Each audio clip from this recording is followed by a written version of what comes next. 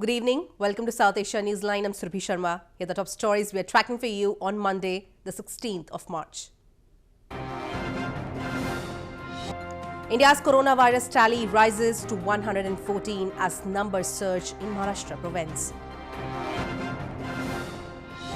Sindhi activists highlight persecution of minorities in Pakistan.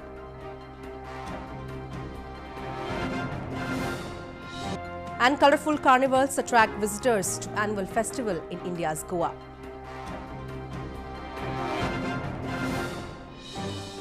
And now for all the details. The total number of coronavirus cases in India rose to at least 114 on Monday, with the western Maharashtra province recording a surge in cases. India has proposed setting up an emergency fund to fight the coronavirus outbreak in the South Asian region.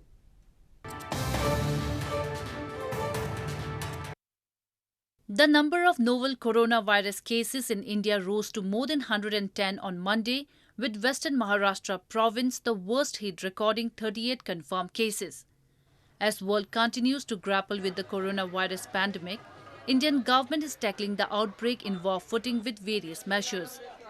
India has already suspended most visas to the country and shut many land borders with neighbouring countries in a wide-reaching attempt to prevent the spread of coronavirus. Meanwhile, Delhi Chief Minister Arvind Kejriwal on Monday announced that all gyms, nightclubs and spas in the national capital will remain closed till March 31st in order to contain the spread of deadly coronavirus. आज ये निर्णय लिया गया कि gym, night clubs, spas इनको भी 31 मार्च तक बंद करने के ऑर्डर्स दिए जा रहे हैं और दूसरी जो भी गैदरिंग्स हैं, अदर गैदरिंग्स 50 से ज़्यादा गैदरिंग्स, चाहे religious, social, family, political, cultural, ऐसे कोई भी गैदरिंग अलाउ नहीं की जाएगी 50 से ज़्यादा. Earlier, India proposed setting up an emergency fund to fight the coronavirus outbreak in South Asia, with New Delhi offering $10 million to get it going, as health authorities across the region reported rising tallies of coronavirus cases. Indian Prime Minister Narendra Modi said there were fewer than 150 cases in South Asian Association of Regional Cooperation or SAARC countries, but the situation ahead was uncertain. Moving on, Sindhi activists recently held a demonstration in Geneva urging the international community to intervene to stop persecution of minorities in Pakistan. They highlighted several incidents of abduction and forced religious conversion of girls from minority communities in Pakistan.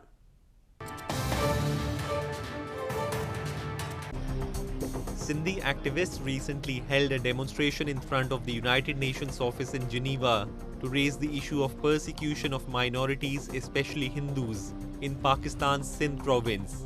The demonstrators were joined by Pashtun, Kashmiri and Baloch political activists, who also raised concerns over the enforced disappearances of innocent people belonging to ethnic minorities by the Pakistani army.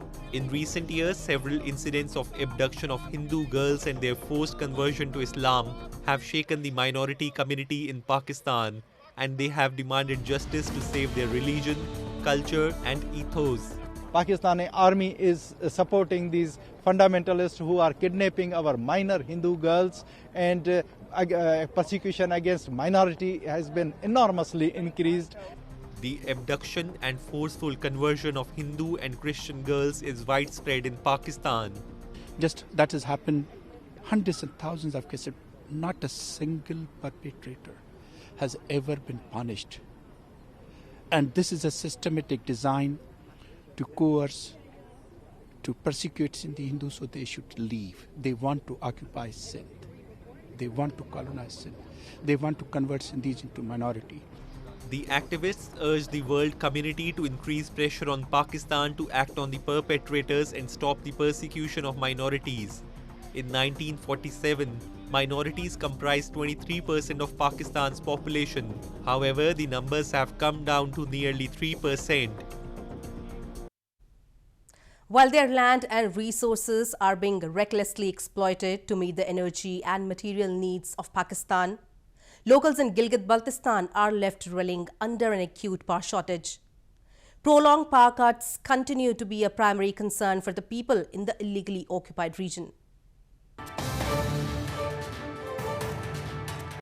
Scores of locals recently held a protest and blocked roads in Gilgit-Baltistan against frequent load shedding in the illegally occupied region.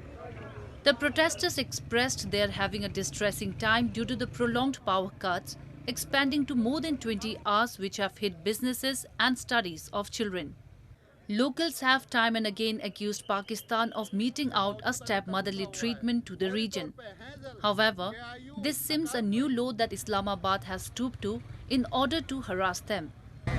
लोग परेशानी की हालत में हैं, यहाँ तक कि mobile charge नहीं हो रहे हैं, जो दिगर जो कारोबारी सनती जो उससे लोग वाबस्ते हैं वो सब मुश्किलात में हैं, यहाँ तक कि जो तालीमी हलके हैं जो बच्चे पढ़ने वाले हैं वो परेशान हैं।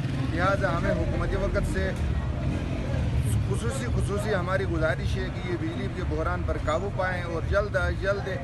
The protesters alleged it is part of Islamabad's agenda to keep the region underdeveloped. Gilgit-Baltistan was illegally annexed by Pakistan more than 70 years ago. However, the Pakistani establishment has failed to develop the infrastructure of the region, leaving the people high and dry. In east from Afghanistan, US Special Envoy Zalmay Khalilzad held a meeting with Afghan President Ashraf Ghani and discussed latest developments in the Afghan peace process, including the reduction in violence and the next steps. U.S. Special Envoy Zalmay Khalilzad held a meeting with Afghanistan's President Ashraf Ghani and discussed developments in the Afghan peace process, including the reduction in violence and next steps. The meeting came at a time when local media reports suggest that Afghan government has postponed its plan to release the Taliban prisoners, a decision that could damage a deal signed last month between the Taliban and the United States. Earlier last week, President Ashraf Ghani announced that 1,500 Taliban prisoners would be freed as a gesture of goodwill in an attempt to resolve one of the long-running disputes with the armed group that had stalled intra-Afghan peace talks. Ghani's decree said the government would release the captives starting Saturday if the Taliban reduced violence, with plans to free another 3,500 prisoners after negotiations begin. The Taliban rejected the offer and demanded the release of nearly 5,000 captives, citing it as one of the conditions behind the US Taliban deal signed last month that excluded Kabul. Afghanistan on Monday confirmed 5 new coronavirus cases, bringing the tally to 21 in the country. The first positive case in Afghanistan was reported earlier this month in Herat province, which shares a large border with Iran, one of the hardest hit nations worldwide. Afghanistan on Monday confirmed 5 new positive coronavirus cases, bringing the total number of cases in the country to 21. The 5 new cases include 2 in Herat, 2 in Logar and 1 in Badghis province. As coronavirus cases increased in Afghanistan, the Ministry of Public Health said on Saturday that it has made preparations to acquire at least 50,000 testing kits for the virus. Meanwhile, educational centers and training courses have been temporarily shut down as a precautionary measure to contain the spread of COVID-19. Authorities have also called upon all government and private entities to avoid holding conferences and seminars to fight spread of the disease. The first positive case in Afghanistan was reported in Herat province, which shares a large border with Iran, one of the hardest hit nations with nearly 14,000 confirmed cases and more than 700 deaths due to COVID-19. As Sri Lanka continues to battle COVID-19, Buddhist monks in capital Colombo chanted Sutra this weekend in a bid to bring spiritual relief. The total number of positive cases in the island nation rose to 18 on Monday. 500 Buddhist monks gathered at Sri Lanka's Independence Square in the capital Colombo this weekend to chant a sutra in a bid to bring spiritual relief amid the coronavirus outbreak.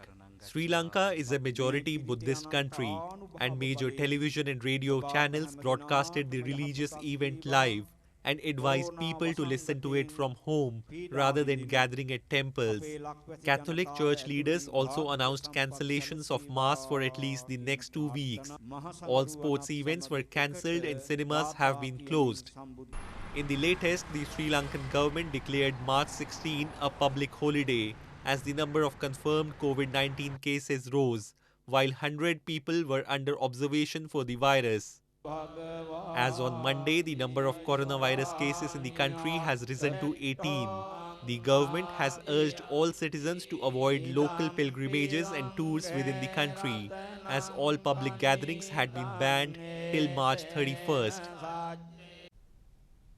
The Sigmo festival in India's Western Goa province is a colourful festival that marks the onset of spring.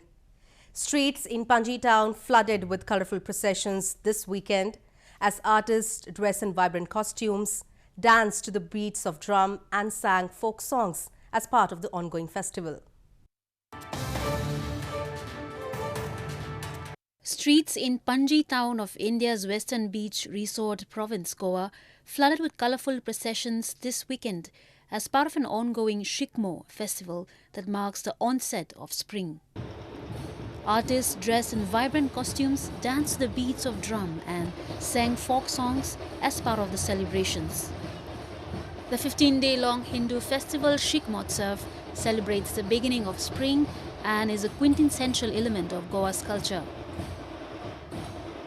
Tourists who witnessed the event were spellbound by the celebrations.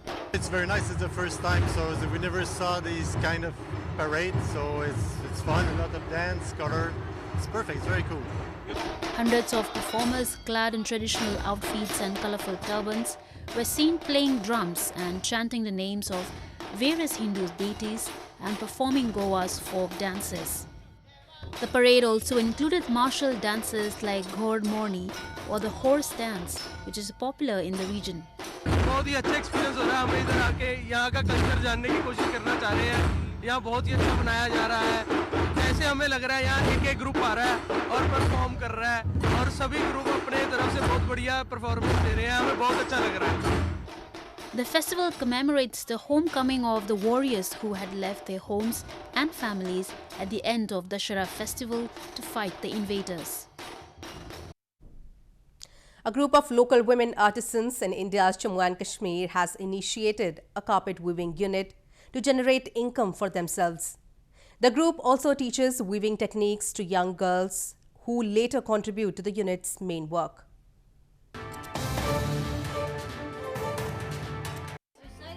A group of local women artisans in India's Jammu and Kashmir has independently initiated a carpet weaving unit to generate income for themselves. Carpet weaving is one of the sources of livelihood for the people in the Kashmir Valley who are carrying the tradition for years now. The higher price of the raw materials such as the loom, design and the script for carpet weaving makes it difficult for the weavers to undertake any work alone. So, the group has started doing it together, which helps them sell their products together and then invest the income in the next assignment. हम यहाँ पे बहुत सारे काम करते हैं like मतलब तिला वर्क हम करते हैं आरी काम भी हम करते हैं और टेलरिंग भी हम करते हैं और यहाँ पे हम मतलब कुछ औरतें वो कॉर्पोरेट भी मतलब वो वेविंग भी करते हैं और हम यहाँ पे मतलब खुद ही मतलब हमने ये ग्रुप स्टैंड किया है अपने मतलब पैसों से और हमने मतलब हम फिर वो शाल बेचते हैं और वो तिला वर्क जो हम करते हैं वो मतलब जब हम कंप्लीट करते हैं और हम खुद ही बेचते हैं और जो वहाँ से पैसे मिलते हैं और फिर खुद दूसरा काम स्टार्ट करते हैं. The all-female group also trains weaving techniques to young girls who later contribute to the unit's main work. Well, that's all we have for you from South Asia this evening. Now our viewers can watch the show on southasianewsline.com. You can also visit us on facebook.com/SAsiaNewsline and follow us on Twitter @SAsiaNewsline. That's all in tonight's edition. We will see you same time tomorrow. Good night.